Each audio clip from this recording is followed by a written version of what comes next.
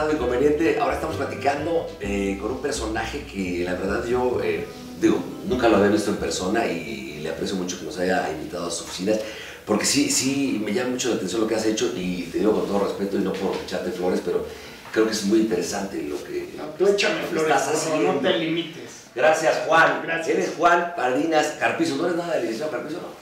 Sí, era primo de mi mamá. Ya falleció. Sí. Ok.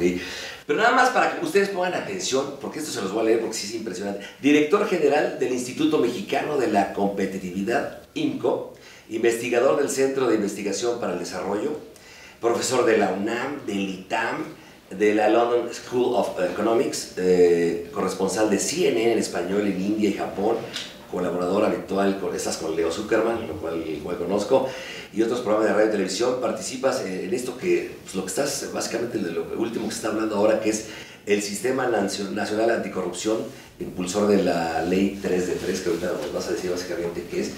La verdad, mis respetos. ¿Dónde estudiaste tú? Yo estudié en la UNAM. Yo soy en la UNAM. Sí. ¿Y qué estudiaste? Ciencia política. Ciencias políticas. Eres joven, ¿cuántos años tienes? No me digas, 40 años. 46. 46, mira, es más chico que yo. ¿Estás casado? Sí. ¿Y tienes hijos? ¿Cuántos hijos Sí, tienes? tengo 3. ¿Chavillos?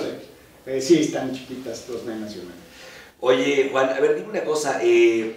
Bueno, hace poco hubo un evento al cual, bueno, ni fui ni me invitaron y no tenía nada que hacer yo ahí, el de Puente entre dos Méxicos. Y ahí, de alguna manera, tú hablabas de, bueno, básicamente, el cerrar un negocio. ¿De qué manera lo tomas tú? Porque yo podría llamarle o podría darle lectura a que podría ser corrupción del gobierno. ¿Qué podría ser? Porque no hay gente emprendedora que quiere hacer nuevos negocios y le cierran una cantidad de trabas, y lo que más necesitamos en este país son empleos.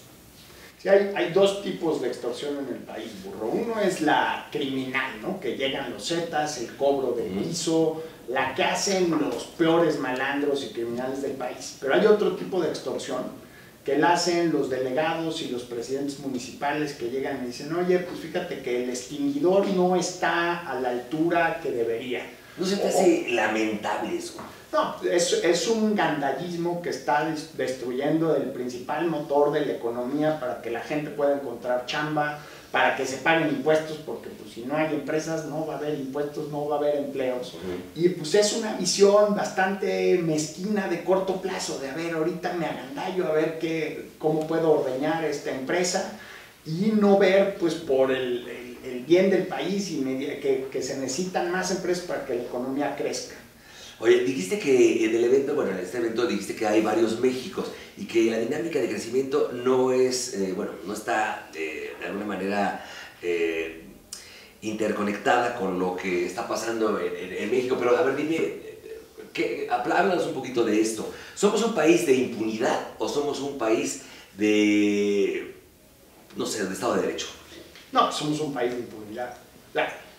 Desde los crímenes que se cometen por los políticos, la corrupción, pues ven los gobernadores. El país parece, en lugar de ser una república, parece una federación de cleptocracia. ¿Qué es una cleptocracia? Clepto es ladrón, cracia, gobierno es el gobierno de los ladrones. Y casi te puedes ir desde la frontera con Estados Unidos hasta la frontera con Guatemala, tocando estado por estado, donde algún gobernador cometió alguna tranza. ¿Qué país estamos construyendo, burro? Si los criminales más buscados, las recompensas más grandes que ofrece la PGR no son a secuestradores, no son a violadores, no son a asesinos, son a exgobernadores del país. Pero a ver, es lamentable. Yo creo, es increíble que en este país, Juan, no pasa absolutamente nada. Es decir, tú mañana agarran a Duarte, hicieron un escándalo allá en España cuando detuvieron a Moreira. Lo traen y encapuchados, y llegan acá, firman un papel y salen a la calle. ¿Qué es lo que necesita este país? Un gran ejemplo, es decir, Duarte, está prófugo. Bueno, el de Sonora, padre, ya lo detuvieron. Yo cuando estuve allá, me invitó Claudia Pavlovich a su toma de posesión, y de repente las cosas que enteras de lo que dice la gente, porque olvídate lo que dicen los políticos, lo que dice la gente es increíble. la gente muriéndose de hambre, y estos cuates con no sé cuántas cabezas, de caballos, pura sangre, cabezas de ranchos y casas. ¿Qué me dice eso? Es decir, no puede ser, no pasa nada, ¿por qué? No, pues es una mentada de madre, es una obscenidad. O sea, el hospital veterinario de los Caballos de Duarte está mejor equipado que los hospitales públicos de Veracruz. Y nadie se había dado cuenta de esto, el nuevo presidente de la República. No, ya se sabía. Yo en esta oficina donde estamos ahorita platicando, Burro, yo ya había oído de empresarios veracruzanos que decían, oye, no nos pagan. Duarte le debía a los mariachis de los Juegos Centroamericanos, debía a los proveedores de leche para los desayunos escolares, debía becas, y le parecía normal pues andar pateando el bote. A mí me llegaron a ver empresas, de las 500 empresas no más grandes de México, más grandes del mundo, que le descontaban los seguros a los trabajadores, pero no le pasaban esa lana descontada, no se la pasaban a la empresa, desaparecía en el camino. Entonces los trabajadores pensaban que tenían un seguro, pero la empresa no estaba recibiendo el dinero y pues la gente se seguía rompiendo el brazo y le seguía dando apendicitis, se necesitaba asistencia médica. Eso me enteré por ahí del 2013. Y se dejó pasar y se dejó pasar hasta que ya la bomba explotó. Yo creo que lo que fue como el punto de inflexión, donde estalló la olla express, fue el 5 de junio, donde la gente salió a votar. No tanto es que haya votado contra el PRI, yo creo que votó contra la corrupción, porque en Sonora, el ejemplo que decías, había un gobernador panista tranza, de los Caballos, Padres, y la gente votó por el PRI, porque sintió que ahí el PRI era una opción de cambio. Pero en Chihuahua, en Veracruz, en Quintana Roo, el PRI era el referente de la corrupción y ahí la gente votó por el PAN. Sí, aparte de que estabas hablando de un estado como Veracruz que era priista 100%, no sé cuántos gobernadores priistas han pasado por ahí. No, nunca había habido un gobernador de otro partido desde el inicio de la vida de la República. Tamaulipas, Quintana Roo tampoco. Y ahorita ve lo que está sucediendo, no sé dónde está, porque digo, se sabe de él también. Pues ya estaría que lo empezaran a buscar, no es que se les pele como Duarte, ¿no? Oye, los 5 estados que han crecido en los últimos 5 años, es increíble que son los 5 estados de una manera más estancados en su crecimiento. ¿A qué se debe esto? O sea, los que más han crecido son invariablemente los estados que están conectados con la economía global, donde hay empresas que exportan, donde hay trabajos formales, donde hay empresas que producen alta tecnología, que manufactura de computadoras, de aviones. Los más atrasados son los que no exportan, los que están, diría yo, pues marginados de la industria, que no les llegan las tuberías de gas, por ejemplo. Uno pensaría que pues, es importante para poder calentar el agua de la casa. Pero si no hay gas, no hay industria, y hay muchos estados de la República, sobre todo en el sureste, que no les llega gas. Entonces, si no hay gas, no puede haber fábricas, se tienen que dedicar a la agricultura, que es un sector que produce mucho menos dinero, produce mucho menos riqueza que las fábricas y la industria. Por ejemplo, aquí mira, estaba yo haciendo unas preguntas que anoté, por ejemplo, estados como Guerrero, Michoacán, Veracruz, Oaxaca, a los que se suma Campeche también, recursos y apoyo que no, de alguna manera, pues, ha faltado lo suficiente para poder sobrevivir. La gente está muy fregada, muy jodida, la verdad. No, son estados que tienen un nivel de desarrollo de un país, por ejemplo, como Mongolia. Hicimos la comparación, mientras que si ves los estados del norte del país más integrados con la economía global, tienen un nivel... ¿Cómo cuál, por ejemplo? ¿Estás hablando de Nuevo León? Sí, Nuevo León, Chihuahua, Baja California. Okay, Sonora no exporta, no es de los que más exportan. Pero esos estados del norte, Querétaro, ahora el Bajío ha estado creciendo mucho, Guanajuato, eso es un nivel de vida como Uruguay, como un país de Europa del Este. Y mientras tienes países que están como Mongolia, y lo peor es que esto no va a mejorar, no, las cosas no van a ponerse mejor en el 2018, gane quien gane la presidencia. Si no hacemos una buena estrategia de unir al país, en 20 años va a haber estados que van a estar como España o Corea del Sur, los del norte, y otros estados que van a estar como Irak o un país africano. Pero entonces, ¿qué se podría hacer? Es decir, ¿qué solución le das? Si estamos hablando de que no importan los partidos políticos, que llegue, ¿qué debe de hacer? Hay muchas cosas. Invertir en gas. Bien, si no les acercas tuberías de gas, no pueden tener industria. Ahí es que hay que invertir en carreteras, ahí hay un montón de negocio, ahí hay un montón de corrupción. Sí, se la doy a mi cuate que tiene cemento, y ahí están, ¿no? ¿Hay licitaciones o por eso es falso, no? Es mentira. Hay algunas que son licitadas, son las menos, pero otras que son de dedazo y otras que son licitaciones falsas. ¿A los cuates? Sí, la empresa Patito y la del compadre, pues no sé por qué, pues siempre gana el compadre. ¿Qué acciones efectivas para proponer, puede proponer el gobierno para promover un crecimiento más homogéneo en el país? ¿Tú qué opinas de esto? En un mismo territorio tenemos muchos Méxicos. Lo que tenemos que construir es un puente o varios puentes entre los Méxicos más prósperos. O sea, ¿cómo lograr que un estado como Oaxaca, un estado como Guerrero se parezca más a un estado como Querétaro o un estado como Nuevo León?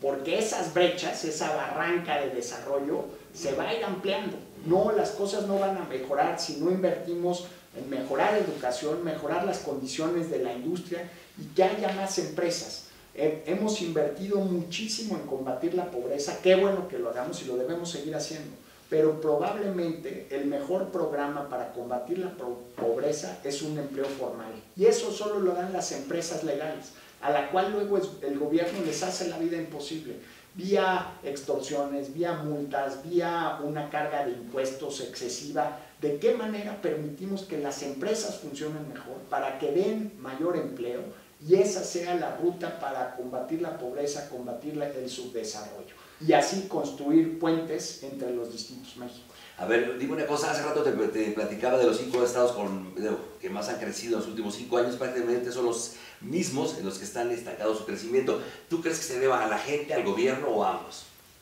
Yo creo que más a la gente y a la historia del sector privado, la historia comercial. Son sociedades más preparadas, son sociedades, por ejemplo, que tienen niveles más allá de educación en promedio, arriba de secundaria, cuando el promedio nacional anda por primero de secundaria. Son sociedades que ya tienen en promedio, digamos, el habitante de Nuevo León, el habitante de la Ciudad de México, ya tiene preparatoria en promedio. Pero si nos vamos a otros lugares como Oaxaca, como Chiapas, como Guerrero, pues ahí la mayoría de las personas pues apenas tuvieron oportunidad y facilidad de acabar de terminar la primaria. ¿De qué manera se pueden generar oportunidades para que en esos lugares haya más educación, haya más desarrollo, haya más salud? Suena un poco como a discurso de político tradicional, pero si no invertimos de manera inteligente en esos lugares, la brecha se va a ampliar y vamos a tener regiones del país con niveles de desarrollo de las zonas más pobres de África y luego países que van a estar como la Europa mediterránea. Y tener eso en un mismo territorio, las tensiones sociales, los conflictos que se derivan, yo creo que no lo queremos para México. Yo creo que platicando con el Negro González Iñárritu, yo trabajé con él en el WFM y una vez lo dijo, y yo creo que tiene toda la razón, el principal problema de este país para mí está la educación, es donde deben de invertirle más lana a la educación. Es el principal, ¿no estás de acuerdo conmigo? Y sin embargo, cuando hay crisis y algo, donde más le pega de repente es a la educación, al deporte, a la cultura, son donde más revientan ahí. En el largo plazo yo creo que tienes razón, Burro. El gran desafío de México es la educación, en el corto plazo es la impunidad. Hace poco salió la prueba de PISA, que es una prueba que hace el mismo examen a niños de cerca de 30 países. México sigue en el mismo lugar en el que estaba hace 15 años, a principios del siglo XX. ¿Qué fue lo que pasó? ¿Por qué perdimos esos 15 años? ¿Por qué no hubo ningún cambio en el país? Buena medida se explica a la corrupción dentro del sindicato magisterial, a que el Baester Gordillo pues, prácticamente tomó las riendas de la Secretaría de Educación durante el sexenio de Felipe Calderón. La bronca inmediata es la corrupción. Si no resolvemos eso, no vamos a poder enfrentar el tema de educación, no vamos a enfrentar el tema de inseguridad, de violencia, de pobreza. ¿Por qué piensas que es mejor haber regalado paneles solares en lugar de televisores?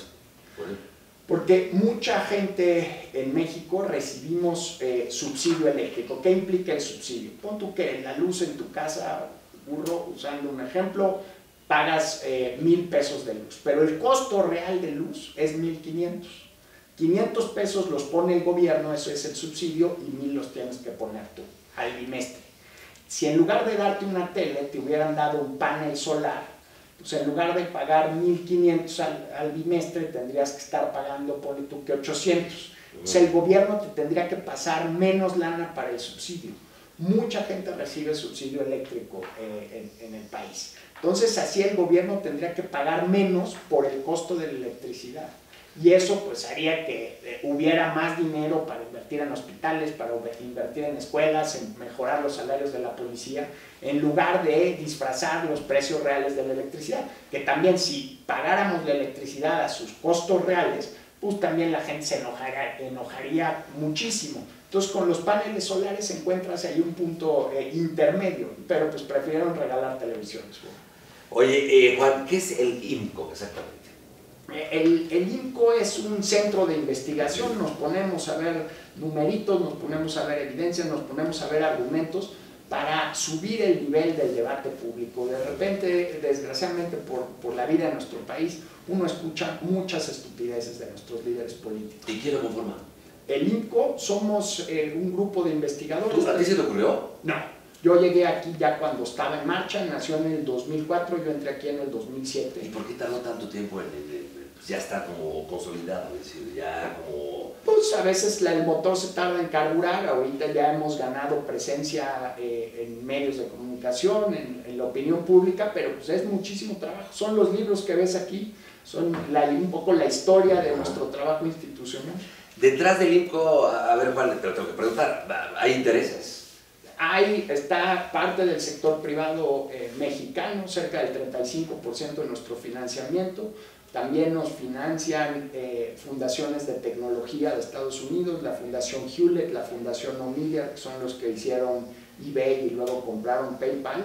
Y luego tenemos que andar talachando para conseguir financiamiento para proyectos, porque no está garantizado ni el aguinaldo ni la última quincena de diciembre. Oye, a ver, ¿se te han acercado algunos gobernadores para tratar de maquillar cifras, la neta? Para maquillar no, pero para caerme bien sí. ¿Y qué haces tú, por ejemplo, si te acerca? No voy a decir no, para no meterme yo en rollos, yo no soy periodista, vuelvo a repetirlo, pero si te acerca el gobernador de X estado y de repente dice, oye, pues échame la mano por acá. Mira, me ha pasado, por ejemplo, que por las investigaciones que hacemos, de repente pues, sale un sojarrazo contra determinado gobernador. Primero se enoja mucho y luego como al mes me habla y me dice, oye, vente a dar una conferencia, por favor, ¿no? Pues con mucho gusto, ¿cuándo vamos? No, pues ya arreglamos fecha, me dice, y me dice, oye, pues ve ahí con mi secretario algunas cosas. Entonces me pasa con alguien y dice, oye, ¿cuánto nos vas a cobrar? No, pues las conferencias del IMCO que damos con gobierno ya están financiadas, no cobramos por eso. Pero ¿cómo no nos vas a cobrar? No, pues no les vamos a cobrar. Oye, pues mira, tenemos un presupuesto, pues páguenme el avión. Yo la verdad me toca subirme a muchos aviones y me gusta dormir en mi casa, entonces pues, si salgo temprano y regreso en la noche mejor. No, pero pues una lana, digo, no, pues ¿para qué un recibo a mi nombre, un recibo a nombre del IMCO en la pancita de algún gobierno estatal? La verdad no se me antoja nada y menos por... Y que ya llegaron las chavas y vamos a echar los chupes. De eso no me ha tocado, soy bastante aguafiestas. ¿Te gustaría, Juan, que el IMCO tuviera más dientes que denuncia social? Yo creo que cumplimos con nuestra chamba. Para que tuviera más dientes tendríamos ya que cumplir pues, una función que le corresponde al gobierno, que le corresponde a la autoridad. Nosotros lo que nos toca es hacer la denuncia y impulsar y tratar de catalizar que las autoridades reaccionen, un poco despabilarlos, ¿no? Ahora, platícame un poquito, bueno, el modelo educativo para jóvenes competitivos, ¿qué le cambiarías tú? No, pues le cambiaría muchas cosas. No, por ejemplo, no se dan señales a los jóvenes de cuál va a ser el ingreso promedio que van a tener cuando terminen una carrera. Y eso es una crueldad, porque las universidades del país, públicas y privadas, están engañando a los jóvenes mexicanos al no darles una señal de cuánto va a ser el salario promedio de un psicólogo, por ejemplo. O sea, psicología, administración de empresas, son de las carreras más saturadas del país. Eso quiere decir que hay mayor número de profesionistas y una de las leyes de la economía es que si se ofrece mucho de un tipo de bien, si hay muchas naranjas, pues va a bajar el precio de la naranja. Claro. Si hay muchos administradores públicos o muchos psicólogos, va a bajar el salario promedio de un psicólogo. Y luego lo que pasa es que estas carreras que están sobresaturadas a la hora que se abre una nueva universidad, el problema es públicas y privadas. Lo que más encuentras pues, son profesores de psicología, profesores de derecho y se mantiene el ciclo. ¿Pero qué deberían estar estudiando nuestros chavos? Pues más estadística, inglés, Me decía una persona de una empresa que se dedica a colocar gente en puestos de trabajo. Ahorita los chavos hay dos cosas que son fundamentales. Una es estudiar inglés.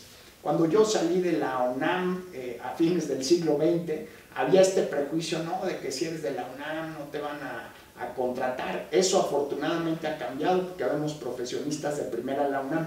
Pero ahora si llegas sin inglés, el déficit es enorme. Entonces el Estado mexicano se debería proponer mejorar el nivel de inglés de los mexicanos. O sea que todavía tenemos problemas con el nivel de español. Pero para chavos de prepa, para chavos de universidad, es fundamental. Y otra cosa que me decía muy importante esta mujer dedicada a encontrarle trabajo a profesionistas, tu biografía en redes sociales. O sea, la próxima vez que subas tu parranda a Facebook, pues tu empleador lo puede buscar y uno cree que esas cosas se borran, no se borran. Alguna estupidez que un día se te pasaron las cucharadas, te pusiste a tuitear como Donald Trump, te lo pueden llegar. Lo peor es que el señor no se le tiene que pasar las cucharadas, ¿no? Las dice sobrio. Te lo puede encontrar tu empleador y ve pues un poco, es una ventana a nuestra vida privada, a nuestra vida personal. Eso es lo que están decidiendo muchas empresas a la hora de contratar gente. Oye, ahora me gustaría hablar de la ley esta 3 de 3. Es que, por ejemplo, hay muchos jóvenes que están ahí en la calle que de repente, como te digo, no saben ni quiénes gobiernan, ni cuál es el gabinete del presidente Peña, de verdad, así escogemos a algunos, no sé, 100 personas, nadie sabe quién es quién y qué hacen. Bueno, hay algunos miembros del gabinete que yo preferiría no saber quiénes son, ¿no? Sí, pero a ver, por lo que yo leo y la lectura que yo doy y lo que nos dan los gobiernos de repente, que el presidente de la República o lo que los secretarios ganan cierto dinero, ¿no? Sí. Ahí está. O deben de ganar bonos muy, muy altos o muy grandes para tener pues la vida que llevan y las casas que tienen, porque dices, no puede ser posible. Porque por lo que yo leo y lo que les pagan a un presidente de la República en turno, ¿correcto?, gana más, creo que la gira de Timbiriche, perdón, la de Eric, Ben y Sasha, serían multimillonarios a comparación del sueldo de un presidente. ¿Qué opinas de decir, esta ley cómo surge? ¿Qué pasa? Porque seguramente muchos le tienen miedo, o le tienen que entrar todos, o no le tienen que entrar todos, o quien quiera, ¿cómo es? Es como enseñarle unos ajos o un crucifijo a Drácula. La clase política se espantó con la ley 3 de 3. ¿Qué le estábamos pidiendo? Una declaración patrimonial. Esto quiere decir que en una hojita nos digan qué bienes tienen, qué recursos, y ni siquiera era así como encuadrarlo severamente, ¿verdad? Decir, por ejemplo, qué cuentas tienen con ahorros arriba de 500,000 pesos, número de cuentas y en qué país están. Decir, eso sí, qué bienes raíces tienen, cuántas casas, departamentos, etc. Esa es la declaración patrimonial. Luego la declaración de intereses. Todos tenemos intereses, tenemos amigos, tenemos lugares donde hemos trabajado. Lo que pasa es que si estás en el servicio público, pues esos intereses pueden llegar a chocar con tu responsabilidad de servicio público. Entonces, que declararan pues dónde han estudiado, dónde han invertido, dónde han trabajado. Y luego decir algo muy básico, si han cumplido y están registrados con Hacienda para pagar impuestos. Pero entonces, a ver, la de 3 de 3, ¿eso cuándo fue? ¿También lleva años? Lo de 3 de 3 lo empezamos el año pasado, lo empezamos en 2015. ¿Pero lo tienen que hacer todos o no? Es lo que no entiendo todavía. Ya lo tienen que hacer todos, pero lo que todavía se tiene que determinar son los formatos.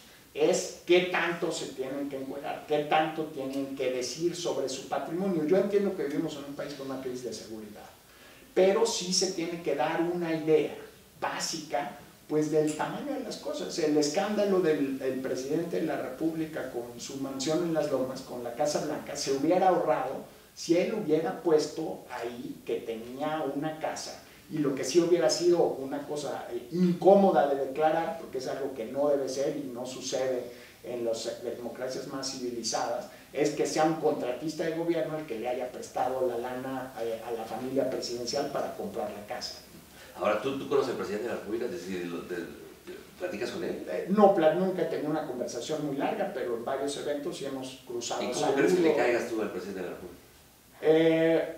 ahora sí que es ahora que preguntarle al presidente de la República. Siempre ha sido muy amable conmigo, luego yo he escrito unas cosas que entendería bien si no le caigo, si no soy de sus amigos favoritos. Oye, Juan, y tú, a ver, lo que tú haces entonces, ¿pero tiene algo que ver con el gobierno? ¿Va de la mano de algo o no? No, nosotros somos totalmente independientes del gobierno, de partidos políticos. Nuestro trabajo es presentar evidencia, presentar datos. Pero ¿de qué manera entonces puedes entrarle tú, por ejemplo, al secretario de Economía, decirle, a ver, usted demuéstrame cuánto gana, cuáles son sus bienes, es decir, ¿cómo? Por la presión de los ciudadanos, por la presión de las redes sociales. Cuando empezamos esta idea del 3 de 3 se llamaba legislador transparente y les pedíamos estas tres cosas, ¿no? Que dijeran cuánto tienen, que dijeran dónde han trabajado, la de intereses y que pagan impuestos. De 500 diputados y 128 senadores, ese día logramos juntar 4, o sea, no llegamos ni al 1%. Pero a través de las redes, a través del Twitter empezamos a presionar, llegaron las elecciones y ahorita ya tenemos cerca de 150 diputados, tenemos ya un porcentaje importante de senadores, 2/3 de los gobernadores del país, sin obligación legal. O sea, aquí es pura presión pública. Eso es bien importante decirlo. No hay voluntad para cambiar a México, no hay voluntad de nuestros líderes para combatir la corrupción. Lo que sí hay, y ahí difiere un poco de lo que decías hace rato, que no pasaba nada. Yo creo que sí está pasando. Yo creo que la gente está muy encabronada. Ah, no, encabronada está. Pero a ver, dime a quién han detenido, que sea el ejemplo, hizo esto, transó a la cárcel. Dime. Bueno, está padre, es un ejemplo chiquito, dime, porque a mí me gustaría ver a César Duarte de Chihuahua, me gustaría ver en la cárcel a Rodrigo Medina de Nuevo León, no, a Javier Duarte, ¿Los de Tamaulipas? Por supuesto, o sea, la cosa sigue. Si esta semana sacaron el de Zacatecas, que no estaba todavía en el radar de la opinión pública, yo creo que al rato va a explotar Gabino Cue de Oaxaca. O sea, sí, la democracia mexicana se nos pudrió, tiene que haber un proceso de reconstrucción, y ese proceso de reconstrucción pasa por construir instituciones que le pongan un límite a la corrupción. No vamos a acabar con la corrupción al 100%. En los países más avanzados hay corrupción. En Estados Unidos hay corrupción. Sí, pero se persigue y se castiga. Por ejemplo, el estado del presidente Obama, Illinois, donde está Chicago, hay, no me acuerdo exactamente el número, son 4 o 5 exgobernadores de Illinois que han acabado en el tambo. El que sucedió... el gobernador que estaba en funciones cuando Obama era senador del estado, acabó en la cárcel. O sea, ahí sí el riesgo de que te cachen y de que te cachen y te entampen es serio. Aquí lo que pasa les valía un pepino.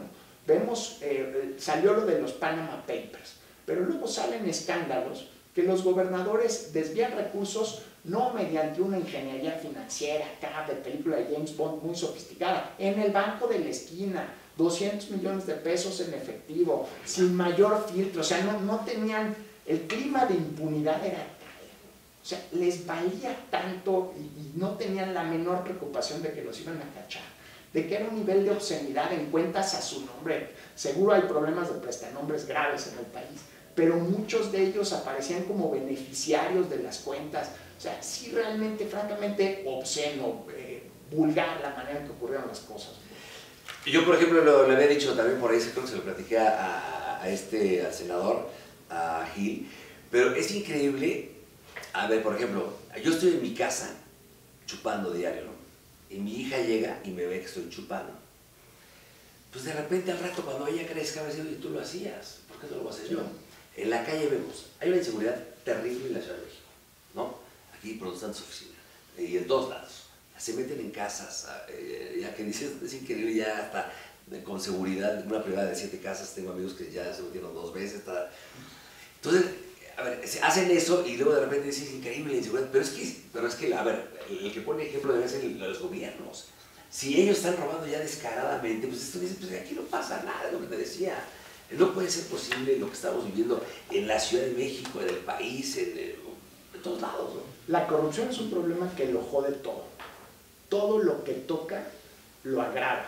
Es la causa directa de los problemas que más nos duelen del país, o la causa que lo agrava. Imagínate la violencia de la que estás hablando, la inseguridad. Pues, ¿cómo vamos a tener policías que van a defender a los ciudadanos? Sí, ganan 7 pesos aparte. Ganan muy poco y además en estructuras que ven que la organización criminal está dirigida por el jefe. Había un ex militar que trabajó en la policía de Acapulco, decía, la policía de Acapulco no está aliada con el crimen organizado.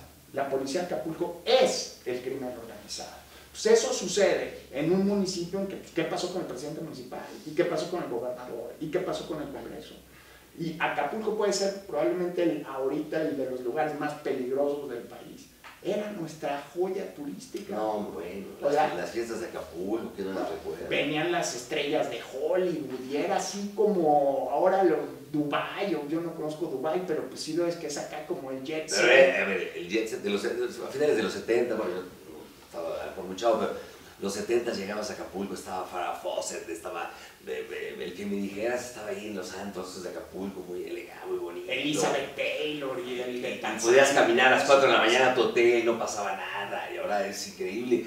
Ahora, ¿tú no crees que eso es lo que imagínate que a México le pasara como país lo que le pasó a Acapulco como ciudad? Es lamentable ver a Acapulco así, muy triste. Es dolorosísimo. Lo que tenemos que usar es Acapulco como un foco rojo del resto de la República. Hoy nuestras joyas turísticas que son la Riviera Maya, Cancún, Los Cabos, Puerto Vallarta, ¿qué tenemos que hacer para que a estos destinos turísticos no le pase lo mismo que a Acapulco? ¿Y qué tenemos que hacer con Acapulco para recuperar, pues no la gloria de ser el destino turístico del mundo, pero pues sí un lugar en el que puedas caminar seguro y ir a pasar las vacaciones con tu familia?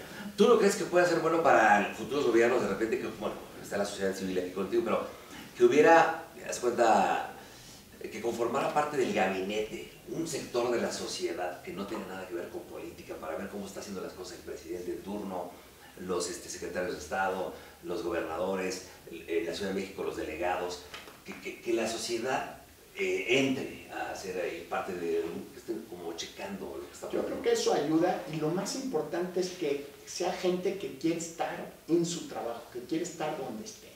Pero aquí estamos viendo que el gobernador del Banco de México se quiere conseguir una chamba en Suiza, que la presidenta del Instituto Nacional de Transparencia quiere volverse fiscal anticorrupción, que la mitad del gabinete quiere ser presidente de la República, el jefe de gobierno de la Ciudad de México también quiere ser presidente de la República, su gabinete quiere volverse jefe de gobierno.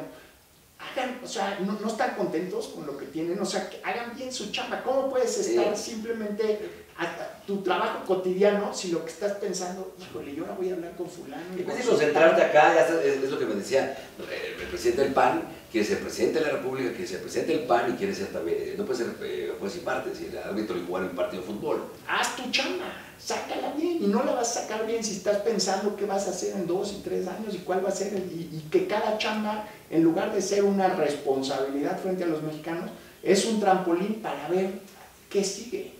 O sea, habría cargos a los que no se deberían renunciar, o sea, ni para ser candidato a la presidencia, ni para irse a uno de los bancos más importantes del mundo en Suiza.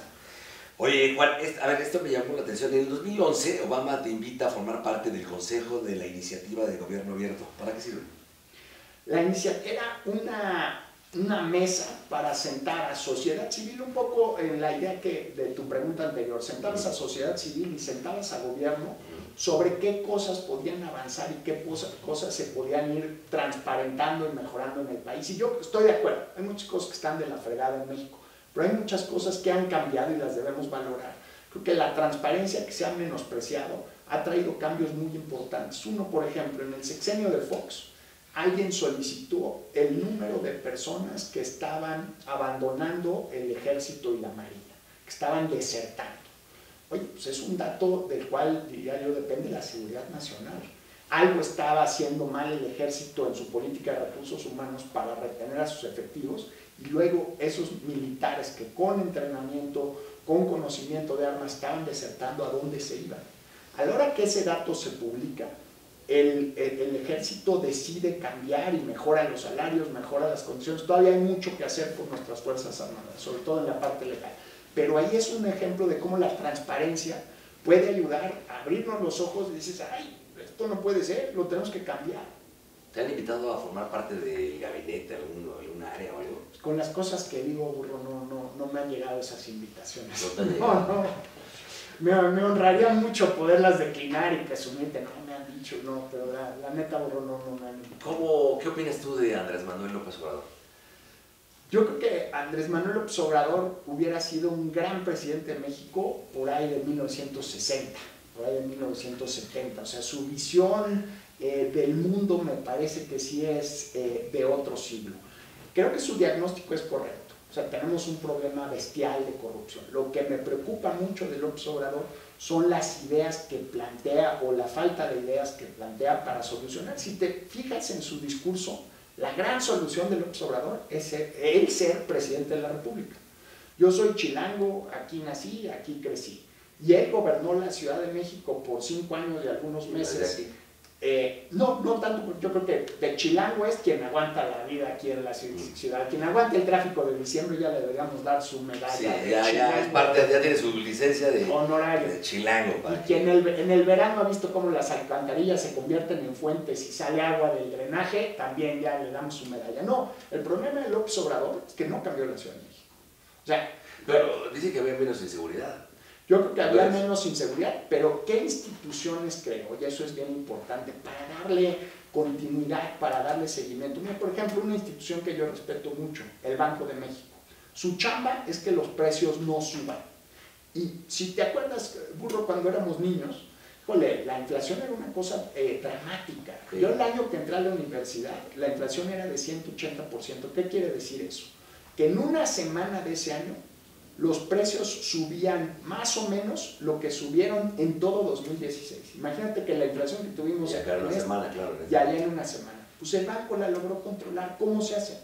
Pues entrenas gente, capacitas a los mejores, le creas institución, te vuelves como arquitecto de instituciones. Eso le falta al país y eso el PG no tiene. Él cree que la solución es él, como si con un acto de voluntad, y un poco parecido a Vicente Fox, nada más con que llegue yo, las cosas van a mejorar. ¿Y tú crees que sepa, por ejemplo, el de final, de economía, sabrá él eso? Yo creo que no. Cuando era candidato contra Felipe Calderón, recuerdo muy bien que Calderón lo acusaba de tener mal manejo de la deuda pública. Y decía, tiene la deuda pública más grande del país. Y era cierto, pero había una manera muy fácil de defenderse. Las deudas no son grandes y chiquitas en función de lo que debes, sino de lo que ganas. Claro. Para una persona que esté en salario mínimo, pues de tener una deuda de 5,000 pesos es un lanal. Para una persona que tiene un alto nivel de ingreso, deber 5,000 pesos no es tanto problema. Para la Ciudad de México, que es la que más recauda, la que más impuestos genera, ser la que más deuda tiene, pues no necesariamente es algo muy grave. Pues con un conocimiento muy sencillo de finanzas, te podías quitar ese ataque. Él nunca se lo quitó, no se defendió. Como que no me parece que sea un tema que le preocupe. Y ahora salió en televisión diciendo que ofrece amnistía. Yo creo que lo que los mexicanos más nos indigna es la impunidad. ¿Y qué es la amnistía? La falta de castigo. Yo al contrario, yo quiero ver un candidato o candidata presidencial que salga a decir, yo voy a hacer que se cumplan las leyes. Y si un miembro del gabinete presidencial... Pero todo el mundo lo dice, en sus discursos es la misma historia siempre. Pues mira, voy a hacer esto, ahí te va.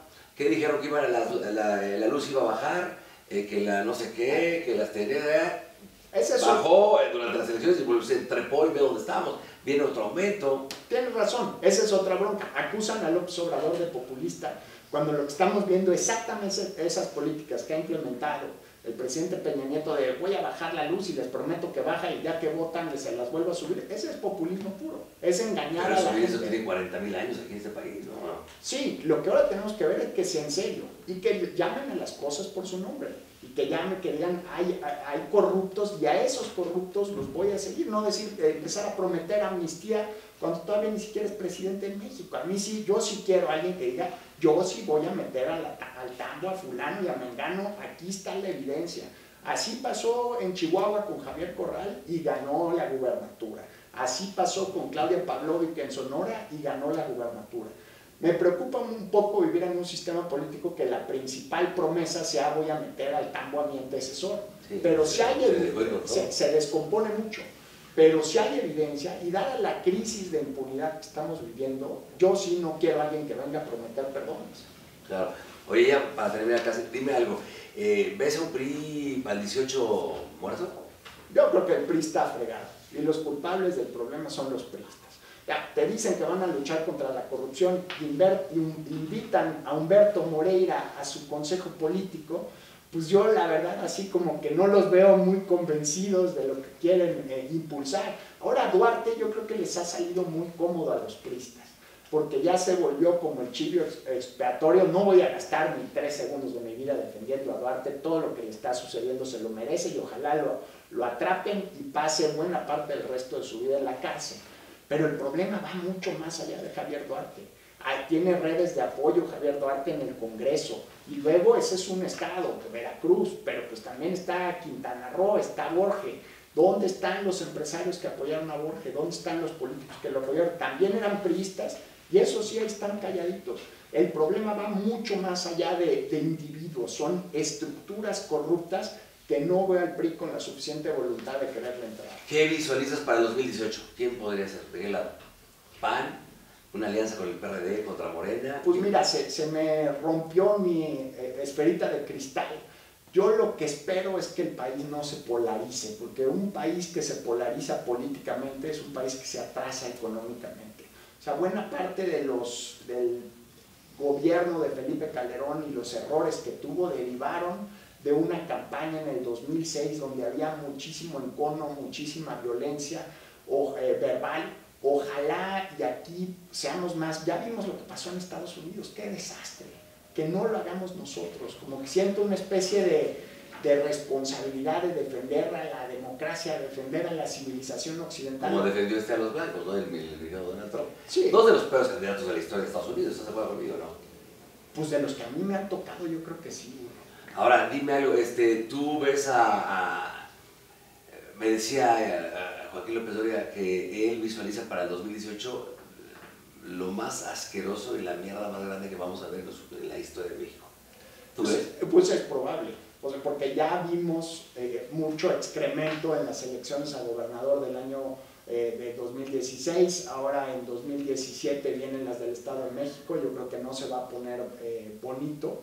Sí va a ser un nivel de tensión, y ojalá haya argumentos, y ojalá haya acusaciones basadas en evidencia. Ahora con las redes sociales, pues cualquiera te puede acusar de cualquier cosa y se vuelve noticia. Eso es muy impresionante lo que sucedió en Estados Unidos con Twitter. Me platicaban de un Twitter que salió diciendo que 20 científicos Nobel decían que el calentamiento global era mentira. No existían esos 20 científicos, nunca se juntaron y nunca dijeron que el calentamiento global era mentira, pero el retweet tuvo cerca de 100,000 retweets. Y ya la campaña de Hillary tuvo que salir a responder sobre algo que era totalmente falso. Creo que ese es un riesgo enorme de lo que puede pasar en el país. Entonces mi expectativa de una elección serena creo que puede ser demasiado optimista. 2 preguntas y terminamos. ¿Te atreves a decirme 3 candidatos que crees que sean buenos para el país? ¿Existen? Pues mira, a mí te voy a decir de cualquier partido, no estoy hablando de... Sí. Del PAN, pues Ricardo Anaya y Margarita Zavala creo que tienen... Sobre gobernador de Puebla, Sí, a Moreno Valle, me parece que Anaya o Margarita podrían hacer mejor las cosas. Por la parte del PRI, me gusta el presidente del PRI, me parece un tipo serio, Enrique Ochoa. Ahora invitó a Moreira, que si no que ibas a combatir la corrupción, pues como te creemos, pero creo que de lo que tiene el PRI, ahora hablan también del secretario de Salud, Narro, sería como el Bernie Sanders mexicano, ex rector de la UNAM, es un hombre respetable, yo creo que es un hombre honesto. El que era antes de él, a veces me hace un hombre brillante, de la Fuente, ¿no se te hace? Sí, Juan Ramón de la Fuente es amigo del INCO, amigo de esta institución. Él no me lo imagino postulándose por el PRI, pero creo que sería un gran candidato por parte de la izquierda o como independiente. ¿Y el PRD? ¿A quién ves?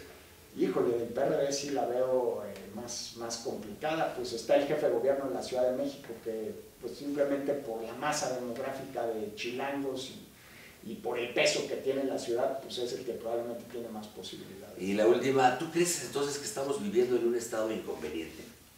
Sí, pero yo creo que inconveniente es un eufemismo, yo creo que se queda corto inconveniente. Estamos viviendo una crisis muy profunda, pero tampoco quiero como que prive el desánimo, tengo la obligación profesional de ser optimista. Tenemos que seguir chambeando, a cada generación le tocan sus retos, a cada generación le tocan sus fregaderas, a nosotros nos tocó un tiempo muy jodido, pero pues hay que chambearlo. Bueno, pues muchas gracias Juan Paradinas. Gracias.